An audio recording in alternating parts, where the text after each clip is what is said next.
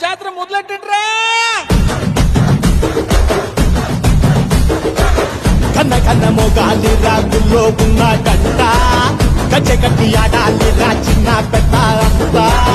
అమ్మవారి ఊరేగింపు అచ్చం కన్నుల పంట